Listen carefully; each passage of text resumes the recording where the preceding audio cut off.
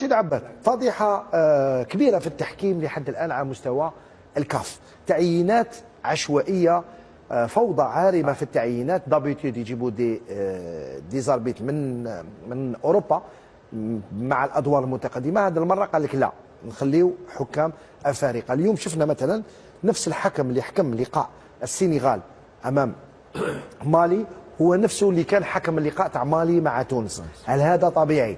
غدا نتحدث على حكم الغد للمنتخب الوطني. احنا لحد الان منتخبنا الوطني رغم التخوفات من المنتخب المصري، نقولوها بصراحه، المنتخبات او المنتخب الوطني لم يتعرض بعد للظلم التحكيمي.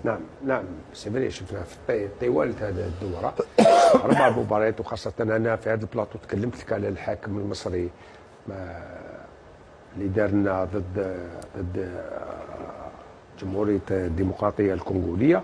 قلت لك باللي انايا في هذا البلاطو قلت لك انا ما نقدرش نحكم على حاكم دار مباراه تاع كاس افريقيا مع نهضه بركان. صح. قلت لك انا جو بريفير نجوجي في يوم المباراه. في يوم المباراه ادى مباراه رائعه، رغم ان بعض الناس مدنا كفر انا ما ناخذش لي ديتاي، لان نوعا يعني جلوبالمون الى ايتي كوريكت لاربيت.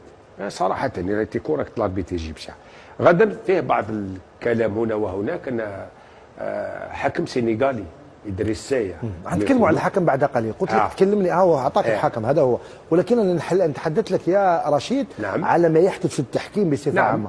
هل من الطبيعي، اعطيك سؤال جاوبني مباشره، هل من الطبيعي الحكم اللي دار اليوم حكم السنغال مع منتخب مالي هو نفسه اللي دار مالي مع تونس؟ يعني مالي نفس الحكم يحكمها في دوره مغلقه مرتين. شوف رضوان، ما كاش قانون يمنع، لكن اخلاقيا باريكيتي ما لازمش الاربيت يدير لا ميم ايكيب دو فوا. ما كاش قانون يقول نمنعوا الاربيت.